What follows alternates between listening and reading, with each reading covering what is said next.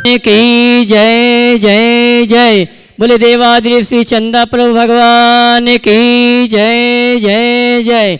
बोले चिंतामणि पार्श्वनाथ भगवान की जय जय जय। संत श्रोमणि गुरुराचार्य श्री विद्यासागर जी महाराज की। बोले गुणायतन प्रणेता शंका समाधान भावना युग प्रवर्तक जन जन के संत प्रखर वक्ता बोले परम पूज्य मुनि श्री 108 प्रमाण सागर जी महाराज की। बोले परम पूज्य मुनि श्री अनंत सागर जी महाराज की। सत्य और संस्कृति का सजा भव्य वितान कदम मिलाकर चल पड़े धर्म और विज्ञान। तीर्थराज शंभी शिखर की तलहटी में स्थित आत्म विकास का दिव्य सदन, जैन सिद्धांतों की वैज्ञानिक प्रयोगशाला, जहाँ बोलेगा समुसरण और जहाँ पंचायत शैली में अद्भुत अतिशयकारी जिनालय जिन मंदिर का निर्माण हो रहा है, ऐसे गुणायतन से सायंकालीन शंका समाधान का कार्यक्रम हम और आप प्रारंभ करें। उसके पूर्व गुणायतन परिवार और श्री शिवायतन परिवार आपका हार्दिक अभिनंदन स्वागत करता है। और चलिए प्रतिदिन की भांति हम और आप परम पूज्य मुनिवर के श्री चरण नमन करते हुए गुरु वंदना करेंगे, निवेदन करेंगे, आशीर्वाद प्राप्त करेंगे, दोनों हाथ उठा लेंगे और पारस चैनल प्रमाणिक ऐप के माध्यम से जो इस कार्यक्रम को देखने और सुनने के लिए तैयार हैं, उन सभी की ओर से और पूरे भारतवर्ष के जो श्रावक श्राविका यहाँ पर उपस्थित हैं, उन सभी की ओर से परम पूज्य मुनिवर के श्री चरणों में नमन करते हुए आशीर्वाद प्राप्त करेंगे। और टीवी चैनल का विश्व विख्यात बहुचर्चित शंका समाधान का कार्यक्रम प्रारंभ करेंगे। तैयार हो जाएं, बोलेंगे हे मुनिवर नमोस्तु, हे गुरुवर नमोस्तु, हे मुनिवर नमोस्तु। आइए हम और आप शंका समाधान का कार्यक्रम प्रारंभ करें। उसके पूर्व जिन्होंने गुणायतन का अवलोकन किया, अनुभव केंद्र का अवलोकन किया और आज गुणायतन से जुड़ने का सौभाग्य प्राप्त किया, उनके सम्मान के लिए मैं नाम पुकारूं। उसके पहले कहना चाहूँगा, आज परम पूज्य मुनिवर प्रमाण सागर जी, मुनिवर अनंत सागर जी ने पूरे संघ के ब्रह्मचारियों के साथ और श्रावक श्राविकाओं के साथ उपवास के साथ तीर्थराज शंभी शिखर की वंदना की है। और हमारा आपका सौभाग्य था कि ऐसे संत के सानिध्य में आज हमें वंदना करने का सौभाग्य प्राप्त हुआ। लेकिन महाराज बहुत से लोग ऐसे थे जो नहीं आ पाए, लेकिन जो नहीं आ पाए हैं उनकी वंदना मुनिवर ने कैसे करवाई है, उनके मुखाग्रन से हम बाद में सुनेंगे। आइए हम और आप प्रारंभ करते हैं शंका समाधान का कार्यक्रम। उसके पूर्व मैं उन सुधी श्रावकों के नामों की घोषणा करूंगा जिन्होंने गुणायतन अनुभव केंद्र और गुणायतन की व्यवस्थाओं को देखकर गुणायतन से जुड़ने का सौभाग्य प्राप्त किया है।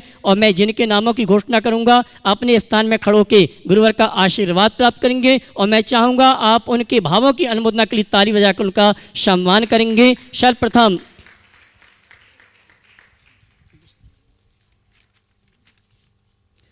गुणायतन के जिलालय में स्वर्णदान देने का सौभाग्य प्राप्त किया है श्रीमती गुणमाला भदौरा, पुत्र मनीष कुमार जी, मनोज कुमार जी भदौरा, टीकमगढ़। जोरदार ताली बजाकर उनका सम्मान करें। इसी क्रम में निर्वाण निधि के रूप में गुणायतन से जुड़ने का जिन्होंने अवसर सौभाग्य प्राप्त किया श्रीमान देवेंद्र कुमार जी, सचिन जैन, लखनऊ। इनके सम्मान में भी चाहूँगा ताली बजाएं। अगर उपस्थित हैं तो अपने स्थान में खड़े होकर गुरुवर का आशीर्वाद प्राप्त करेंगे। और आइए मैं उन सुधी श्रावकों को आमंत्रित करूँगा जिन्होंने सूत्रधार के रूप में गुणायतन से या गुणायतन ट्रस्टी के रूप में गुणायतन से जुड़ने का अवसर सौभाग्य प्राप्त किया है। सम्मान सहित आमंत्रित करूंगा, मंच में आएंगे, गुरुवर का आशीर्वाद प्राप्त करेंगे और ट्रस्ट कमेटी के जो ट्रस्टी हैं, पदाधिकारी हैं, सम्मान का कार्यक्रम संपन्न करेंगे। मैं सर्वप्रथम आमंत्रित करूंगा सूत्रधार के रूप में श्रीमती सुषमा जी, धर्मपत्नी श्री प्रेमचंद जी, श्रीमती ऋचा जी, धर्मपत्नी श्री प्रतीक जैन भोपाल। वे आएंगे, परम पूज्य मुनिवर के श्री चरण में नमन करते हुए गुरु वंदना का सौभाग्य प्राप्त करेंगे। और उनके सम्मान के लिए मैं आमंत्रित करूंगा हमारे जी गुणायतन ट्रस्टी श्रीमान शिरोमणि संरक्षक श्रीमान विनोद जी, कमलेश जी देहरादून और श्रीमान आशीष जी, ये सभी आएंगे हमारे सम्मानीय अतिथि। उनका प्रतीक चिन्ह देकर सम्मान का कार्यक्रम संपन्न करेंगे। और मैं चाहूँगा जोरदार ताली बजाकर इनका सम्मान करें। आइए श्रीमान विनोद जी, आशीष जी सभी आ जावे। और स्वर्ण आभूषण में श्री निर्मल कुमार मोदी, शोभा मोदी, तेंदुखोड़ा, इन्होंने स्वर्ण दान दिया है। जोरदार ताली बजाकर का सम्मान करें और अपने स्थान में खड़े होकर गुरुवर का आशीर्वाद प्राप्त करेंगे।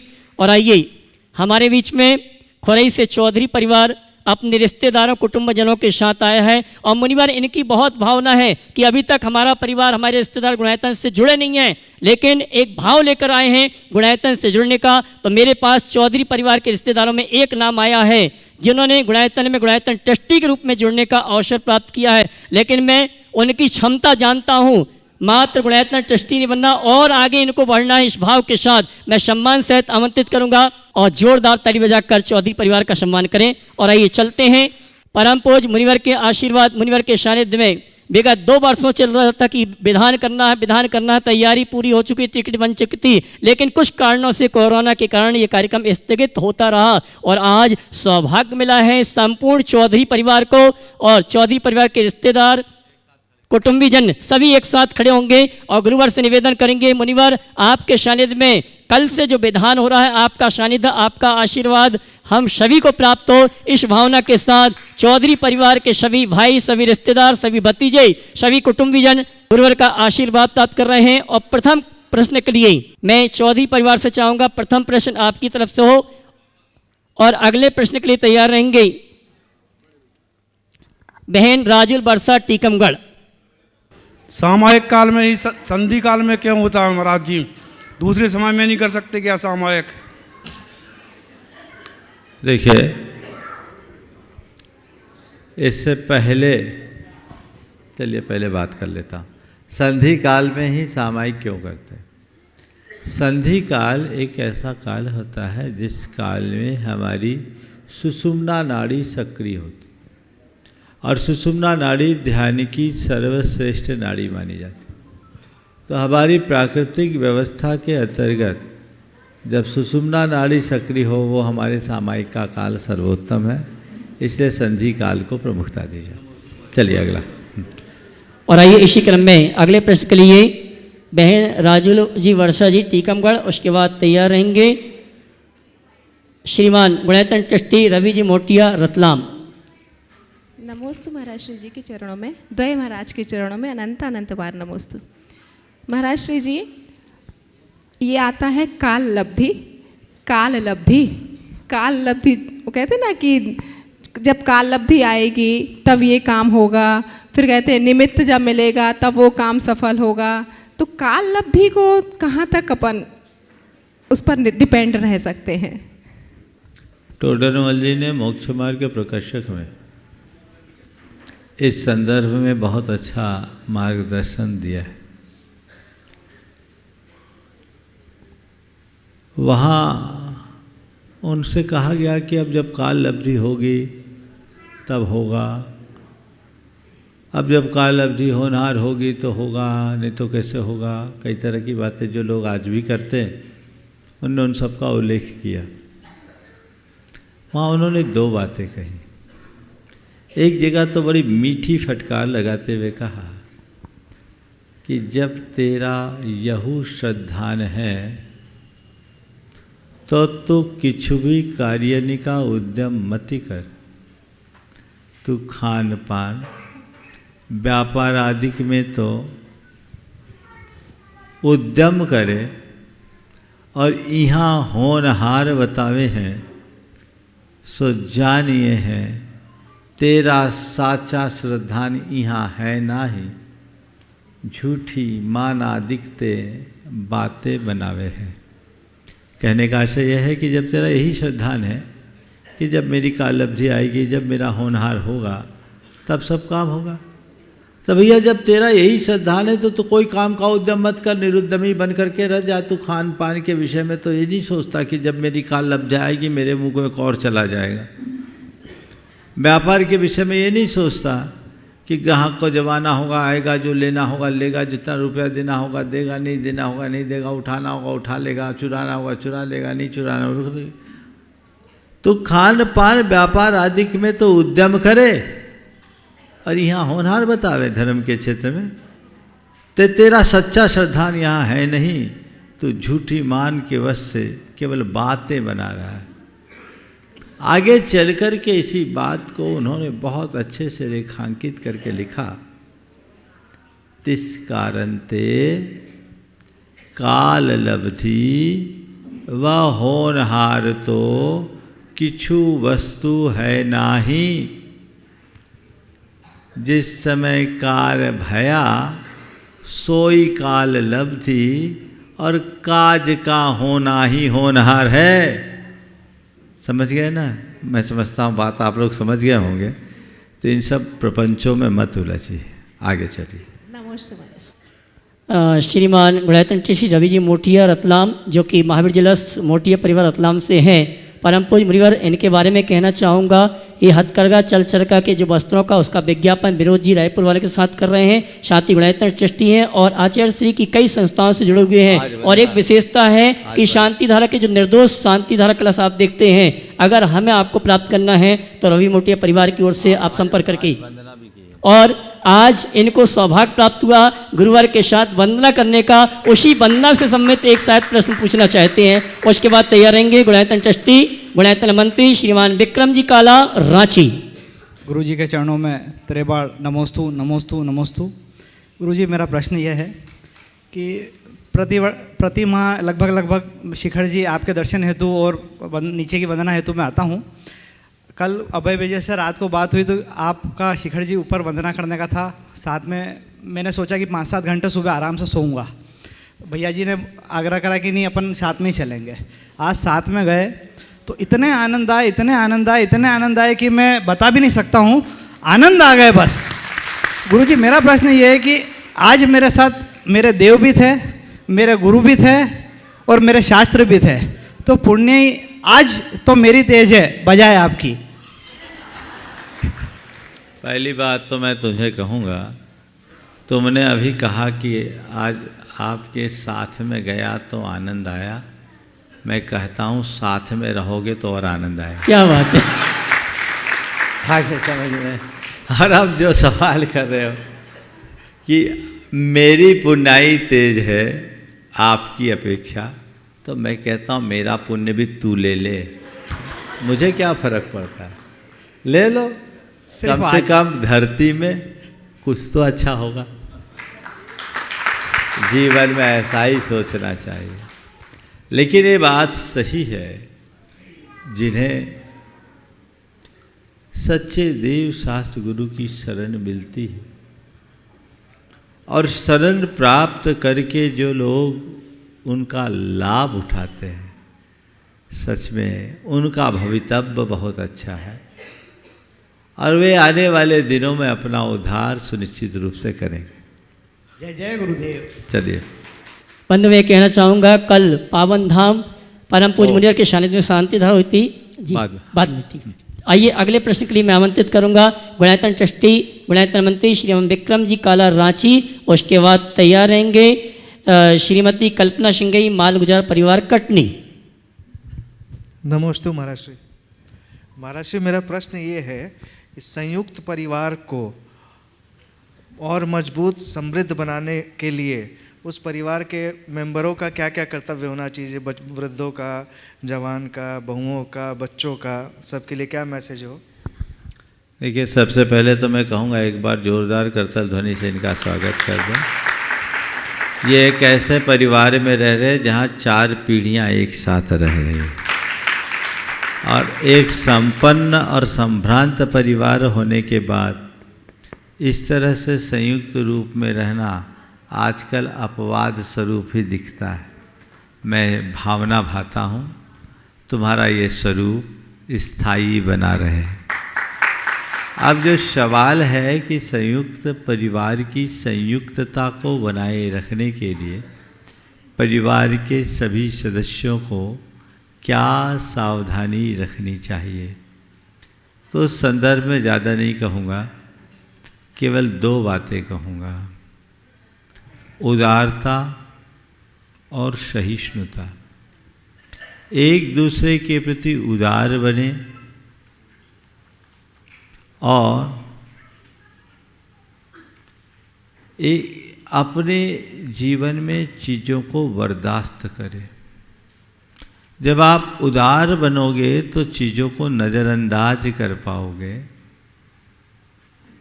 और जब सहन करोगे तो चीज़ों को बर्दाश्त कर पाओगे। घर परिवार के लोग यदि कुछ चीज़ों को नज़रअंदाज करने की कला और कुछ बातों को बर्दाश्त करने की क्षमता अपने अंदर विकसित कर ले तो तय मान करके चलना, उनके जीवन में सुनिश्चित तौर पर उन्नति होगी। फिर उन्हें ज़्यादा कुछ कहने और करने की आवश्यकता शेष नहीं रही। समझ गए? और एक बात जो हमारे गुरुदेव ने इस संदर्भ में कही है, बड़े छोटे पे वात्सल्य विनय से एकता पाए।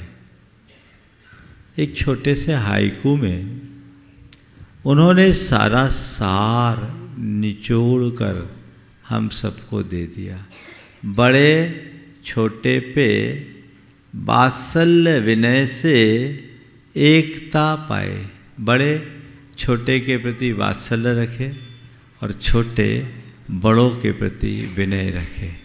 दूसरे शब्दों में कहूँ तो बड़े छोटे का ध्यान रखे और छोटे बड़े का बहुमान करे तो घर परिवार अपने आप आगे बढ़ता रहे। मालगुजार परिवार के सभी सदस्य श्रीमती कल्पना जी शिंगई जी के साथ तैयार हो जाएं और अगले प्रश्न के लिए आमंत्रित करूंगा हमारे गुणायतन के शिरोमणि संरक्षक श्रीमान विनोद जी, आशीष जी, देहरादून। नमोस्तु गुरुदेव। भगवान महावीर स्वामी के अनेक गणधर थे, लेकिन प्रमुख केवल गौतम स्वामी का ही वर्णन आता है कि दिव्य ध्वनि खिलती है तो गौतम स्वामी ही मतलब झेलते हैं। बाकी अन्य गणधर क्या करते उस समय? देखो, जब प्रमुख ज़्यादा काम करते हैं तो बाकी सब अपने आप गौन हो जाते हैं। जब बड़े हैं तो छोटों को कहना क्या? छोटों का एक ही काम है कि बड़ों के बड़प्पन को बनाए रखना, उनकी गरिमा को बनाए रखना। इसलिए बाकी गणधर कुछ भी नहीं बोलते। कभी कभी एक दो पुराणों में ऐसा प्रसंग आता है कि वहाँ अन्य गणधरों ने भी भगवान के समक्ष अपना निवेदन रखा है।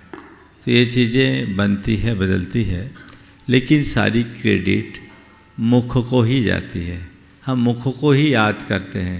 और हम तो आपसे एक ही बात पूछते हैं, जब आचार्य महाराज के पास जाते हो या किसी संघ के बड़े महाराज के पास जाते हो तो आप तो बड़े में इतने रम जाते हो कि छोटों का ख्याल ही नहीं रहता। तो ये स्वाभाविक है, बड़ों पर ही सबका बड़ा ध्यान जाता है। शिरोमणि संरक्षक श्रीमान विनोद जी, आशीष जी, देहरादून। उसके बाद सम्मान से आमंत्रित करूंगा हमारे समाज के गौरव आदरणीय पंडित पन्नालाल जी साहित्याचार्य जी के पौत्र और पौत्र बहु श्रीमती नेहा जी, सिद्धार्थ जी, सिंगापुर। गुरुदेव के चरणों में नमोस्तु नमोस्तु नमोस्तु। महाराज श्री अपने दुखों के निवारण के लिए हम सबसे पहले हिंसा का सहारा लेते हैं, क्या ये सच है? अपने दुखों के निवारण के लिए सबसे पहले हम हिंसा का सहारा लेते हैं। जैसे हम बीमार पड़ गए, सबसे पहले दवाई खाएंगे बैक्टीरिया को मारने के लिए। मैं जरा सी एक अपनी बात कह रहा हूँ। दूसरा, कमियों को देखते, हम किसी की भी कमियाँ देखते हैं, ना हम उसका संघर्ष देखते हैं, ना हम उसके कर्मों का उदय देखते हैं। महाराज जी, इसमें कितनी सच्चाई है या आपके क्या विचार हैं महाराज श्री? नमस्ते। देखिए, अपने दुखों के निवारण के लिए हिंसा करना कतई उचित नहीं है, लेकिन आप जैसे लोग अपनी रक्षा के लिए यदि कोई हिंसा करते हैं तो वो क्षम्य है। मेरे बात को थोड़ा ठीक तरीके से समझना। अपने स्वार्थ की पूर्ति के लिए हिंसा पाप है, पर अपने अस्तित्व और अस्मिता की रक्षा के लिए की गई हिंसा आपका कर्तव्य है। हम अनचाहे किसी पर अटैक करें तो हम अपराधी हैं, पर हम पर कोई आँख उठाए, हम उसको सबक सिखाए तो ये आपका कर्तव्य है, धर्म है, फर्ज है। आप बीमार पड़ते हैं और एंटीबायोटिक्स लेते हैं तो उनको मारने के लिए लेते कि अपने को बचाने के लिए लेते हो? अपने को बचाने के लिए लेते हैं महाराज जी। अब बोलो, मैं क्या बोलूं? और मैं मान लो बोल भी दूं, बोलूँगा भी नहीं, पर मान लो बोल दूं तो बोलो बीमार पड़ोगे तो एंटीबायोटिक लोगे कि नहीं? जरूर लेंगे महाराज जी। तो फिर मेरी मुहर क्यों लगवा रहे हो? बात बिल्कुल स्पष्ट है। हमारा उद्देश्य क्या है? अपनी रक्षा के लिए यदि हम कोई कार्य करते हैं तो वह सदोष नहीं है, उसे क्षम्य समझना चाहिए। दूसरों की कमियों को गिनाना, उस व्यक्ति की परिस्थिति और अन्य बातों को देखे बिना हमारे असमग्र चिंतन या संकीर्ण मनोवृत्ति का उदाहरण है। हमें चीज़ों को समग्रता से सोचना चाहिए, व्यापकता से देखना चाहिए, तभी कोई निर्णय लेना चाहिए और वही हम सबके लिए लाभप्रद भी हो। नमस्ते महाराज जी, नमस्ते। श्रीमती नेहा जी सिद्धार्थ जी सिंगापुर। जय जिनीन। द्वय मुनिराज के चरणों में बारंबार नमोस्तु, पूरी सिंगापुर समाज का बारंबार नमोस्तु मुनिवर। गुरुदेव, मेरी शंका है कि भगवान के समूह शरण में जब कोई भव्य जीव जाता है तो उसको अपने तीनों 7 भाव दिखाई देते हैं, 3 पुराने, पिछले 3 आने वाले और 1 प्रेजेंट का। तो मेरी शंका है कि उसको देखकर क्या वो जीव पुरुषार्थहीनता महसूस करता है? क्योंकि भगवान की वाणी झूठी नहीं हो सकती और वह उनको अपने पुरुषार्थ से बदल भी नहीं सकता है। तो क्या वह इसको अपनी किस्मत मान लेता है गुरुदेव?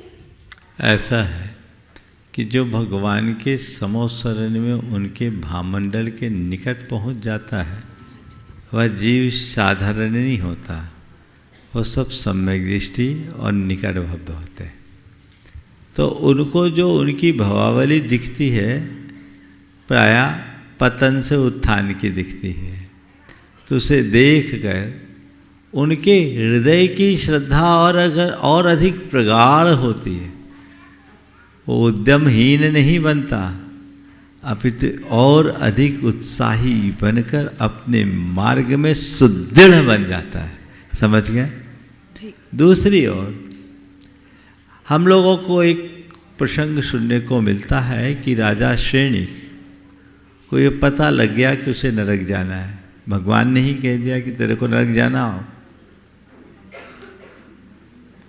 तो श्वेतांबर परंपरा में कहानी है, श्रेणिक थोड़ा घबराया, तत्वज्ञ तो था, उसे अपनी गलती का एहसास भी था, फिर भी कहते हैं घबराया।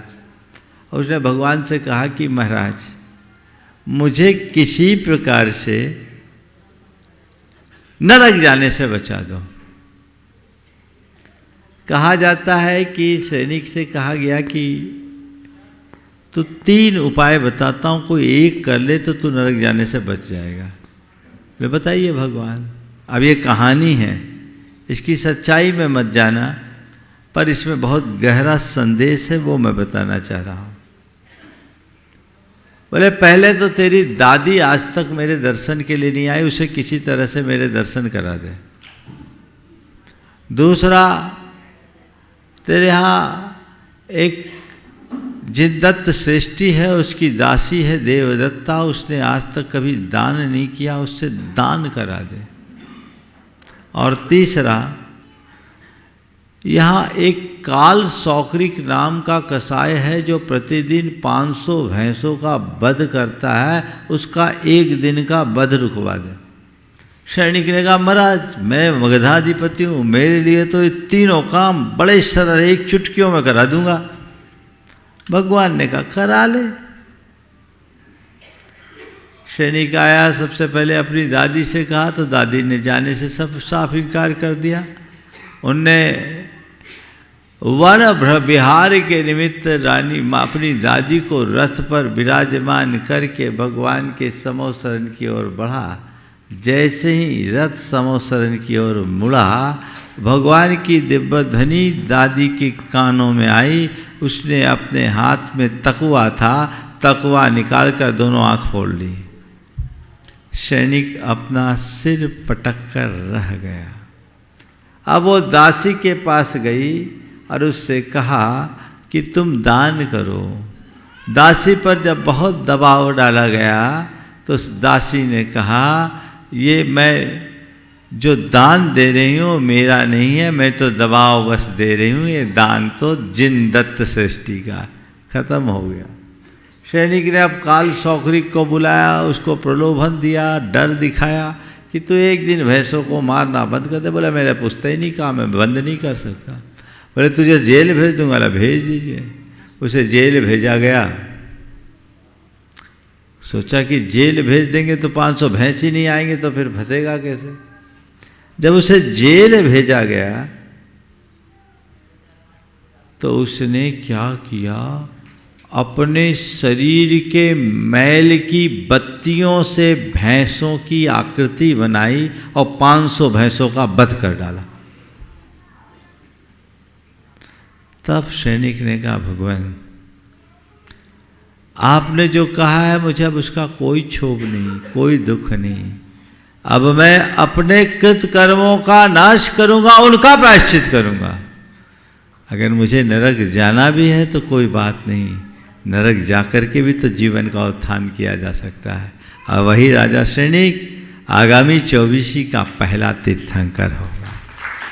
इसलिए भगवान की सन्निधि में यदि किसी को कोई तत्व ज्ञान मिलता है तो वो निश्चित उसका महान फल प्राप्त करता है। समझ गए?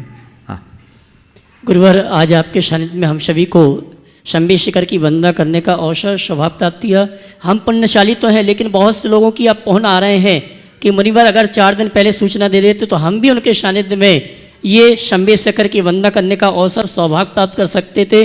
मुनिवर, उन सभी को हम कैसे संतुष्ट करें? साथ ही संवेदाचल कमेटी द्वारा जो पावन धाम और चौपड़ा कंड जो संचालित होता है आपके सानिध्य में प्रथम शांति धारा हुई है। गुरुवर, किस अपेक्षा किन भावों के साथ हमने पावन धाम में और चौपड़ा कुंड में शांति धारा आदि संपन्न की है, इसका भी समाधान चाहेंगे गुरुवर।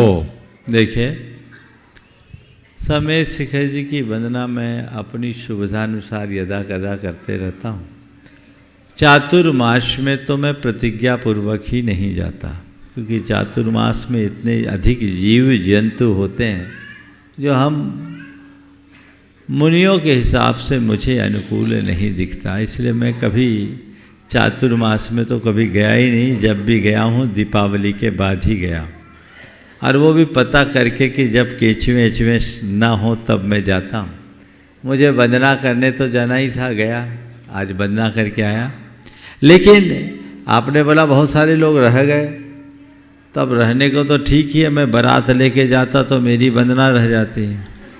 इसलिए मैं चाहता भी नहीं हूँ कि वंदना में जाए। आज तो मेरे संघ के 7 और ब्रह्मचारी, अब ये भी संघस्थ ही 8 ब्रह्मचारी थे और श्रावक लोग थे, 20-25 तो हो ही गए थे। सबने वंदना की, पर जो लोग नहीं आ पाए उन सबको मैं उनकी सांत्वना के लिए कह देता हूँ कि मैंने हर टोक में ये भावना भाई, जो मेरे साथ आए उनके और जो मेरे साथ नहीं आ पाए उनके भी नमस्कार। समझ गए? इसलिए आज आप सबकी वंदना हो गई है, इसलिए निष्फिक्र रहो, कोई नहीं बचा, सबके, ठीक है ना। और रहा सवाल, कल हमने संवेदाचल विकास कमेटी के अंतर्गत जो पावन धाम मंदिर है उसमें शांति धारा संपन्न कराई थी, और आज चोपड़ा कुंड में भी भव्य शांति धारा संपन्न हुई। आप सबकी जानकारी के लिए मैं ये कहना चाहूँगा कि श्री दिगंबर जैन संवेदाचल विकास कमेटी के अंतर्गत पावन धाम मंदिर, भरत कुसुम मोदी जैन भवन और चोपड़ा कुंड का मंदिर वर्षों से संचालित होता रहा है, और उसके अध्यक्ष श्री भरत कुसुम मोदी जी रहे हैं। लेकिन मोदी जी ने, भरत जी मोदी ने इस संस्था की भावी सुरक्षा को ध्यान में रखते हुए अब उस पूरी की पूरी कमेटी का पुनर्गठन कर दिया, और पुनर्गठन करके उसे योग्य लोगों के हाथों में सौंप दिया। और ऐसा करके भरत जी मोदी ने बड़ी दूरदर्शिता और उदारता का परिचय दिया है। उनकी ये उदारता अनुकरणीय हैं। इस कार्य में उन्होंने जो निर्णय लिया ये बहुत उत्तम है, और इसमें अशोक जी पाटनी, आर के मारवर की भी बड़ी भूमिका रही। भरत जी ने खुद अपनी संस्था के भविष्य को देखते हुए अशोक जी से संपर्क किया। अशोक जी के मार्फत मुझ तक संदेशा आया कि मैं चाहता हूँ कि ये कार्य अगर महाराज श्री के मार्गदर्शन में आप लोग संभाले तो सोने में सुगंध होगा, और वो कार्य हो गया। और कल हमने नीचे शांति धारा कराई थी, आज ऊपर भी कराई, और सभी लोग बहुत हर्षित हैं। जितने उस संस्था के संचालन में अपना योगदान देने वाले सहयोगी गण हैं वो भी बहुत बहुत उत्साहित हैं। अब उस संस्था के अध्यक्ष श्री राजकुमार अजमेरा हजारीबाग हो गए हैं, मंत्री सुभाष जी हैं, कार्याध्यक्ष अनिल जैन हैं, और संचालक सुनील अजमेरा है, उपाध्यक्ष विजय सरावगी हैं, और इसकी कमेटी में अशोक जी पाटनी हैं, विनोद जी काला है, अशोक जी पांड्या है, NC जैन हैं, अनुराग सोधिया है, प्रेमचंद प्रेमी हैं, सुरेंद्र जैन हैं, राकेश चांदीवाला है, और हर्ष अजमेरा है। ये भरत जी, कुसुम जी, मोदी तो इसमें सबके आग्रह पर हैं ही, और उनके साथ जो 15 लोगों की उनकी कमेटी थी वह 15 लोगों की कमेटी पुनः अपना काम कर रही है। और ये बहुत अच्छा, मुझे पूर्ण उम्मीद है कि आने वाले समय में अब इस संस्था का और अधिक अभ्युदय और विकास होगा। भरत जी के लिए और उनकी धर्मपत्नी कुसुम जी के लिए मैं आशीर्वाद भी देता हूँ और आश्वस्त भी करता हूँ, अब निश्चिंत हो जाइए, आप निश्चिंत हो जाइए। अब इस संस्था की दिन दुनी रात चौगुनी वृद्धि होगी, और ये भी एक बड़ा शुभ संयोग।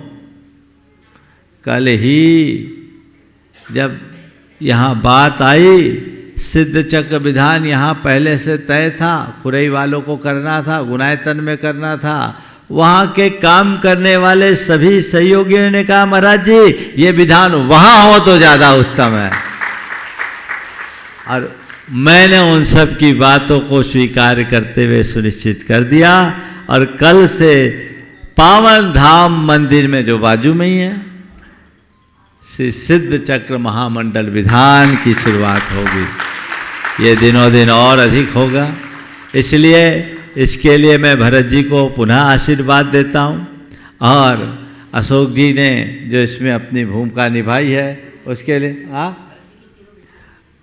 अशोक जी ने जो भूमिका निभाई है उसके लिए तो कहने की ज़रूरत नहीं, वो तो हमारे समाज के सिरमौर हैं। जहाँ उनका हाथ होता है वहाँ सफलता मिलती ही मिलती है, ये उनमें इनकी बहुत बड़ी भूमिका है। मैं भरत जी के पूरे परिवार को, उनकी तीनों बेटियों के मन में, सबके मन में अपार हर्ष है, और हर्ष तो होना ही चाहिए। पूरे देश भर की समाज में भी हर्ष होगा, और बहुत जल्दी वहाँ की व्यवस्था को सुव्यवस्था में परिवर्तित किया जाएगा। मैं कमेटी से भी कहूँगा अब तत्परता से आगे रहे और उसे मजबूती के साथ आगे बढ़ाएं। गुनायतन परिसर से सटा हुआ बिल्कुल एकदम आजू बाजू में ही है दोनों, तो ये एक अपने आप में बहुत अच्छा संदेश है, और इससे गुनायतन की भी शोभा बढ़ेगी और संवेदाचल विकास कमेटी का गौरव बढ़ेगा, संस्था का गौरव बढ़ेगा। दोनों कार्य अति उत्तम हैं और ऐसे कार्य होते रहेंगे। मैं इस कार्य के लिए पुनः सभी को आशीर्वाद देता हूं, और बहुत जल्दी उसकी और कार्य योजनाएं बनाकर आप सबको बताया जाएगा, ताकि चोपड़ा कुंड और पावन धाम मंदिर दोनों जगह पार्श्वनाथ भगवान मूल नायक के रूप में विराजमान हैं। हम पार्श्वनाथ भगवान के इस मूल क्षेत्र में आए हैं, तो पार्श्वनाथ भगवान की आराधना का अपूर्व अवसर अपने जीवन में घटित कर सके, ये प्रयास हम सबको करना है, और अपने जीवन को आगे बढ़ाने की कोशिश हम सबको निरंतर करते जाना है। आज चूँकि पर्वत की वंदना करके आए हैं, और आप सबको पता है पूरा संघ गया और हमने तो कहा बंद ना करना है तो बंद ना ही करो, विकल्प ही नहीं करो। तो मैंने खूब समय लगाकर हर टोकों की आराधना की, सामायिक भी भगवान पार्श्वनाथ के चरणों में की और फिर वहाँ से आए। इसलिए हमने कहा ये रोटी बहुत गड़बड़ है, इसको छोड़ दो। उपवास पूर्वक वंदना करने का एक अलग आनंद है। और ऐसे भी मैं वर्ष में 1-2 वंदना जब भी इधर रहता हूँ तो उपवास पूर्वक ही करता हूँ। आज बड़ी विशुद्धि और प्रसन्नता मेरे मन में है। लोग मुझसे बोल रहे थे कि महाराज आज थक गए हो तो विधान शंका समाधान को स्थगित रखते हैं। मैंने कहा मुझे अपनी नहीं लोगों की भी थकान उतारनी है, चलो शंका समाधान का कार्यक्रम संपन्न कर देते हैं। तो ये शंका समाधान का एक सत्र है। एक कार्यक्रम बहुत दिनों से यहाँ लंबित रहा है।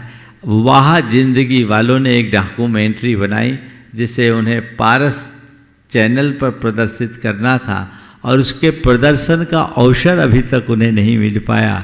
तो मैं चाहता हूँ आज का शेष समय उन्हें दे दिया जाए और जो लोग यहाँ बैठे हैं उनको दिखाने की भी व्यवस्था कर दी जाए तो अति उत्तम है। उन्होंने यहाँ के लिए एक अच्छी डॉक्यूमेंट्री बनाई है, यहाँ वालों को यहाँ दिखा दीजिए और शेष समय में पारस चैनल के लिए समर्पित करता हूँ। जो लोग शेष रह गए हैं वे कल तक प्रतीक्षा करें। मैं यहीं पर विराम ले रहा हूँ। बोलिए परम पूज आचार्य गुरुवर श्री विद्यासागर जी महाराज। जय जय जय। बोले परम पूज मुनि श्री 108 प्रमाण सागर जी महाराज की।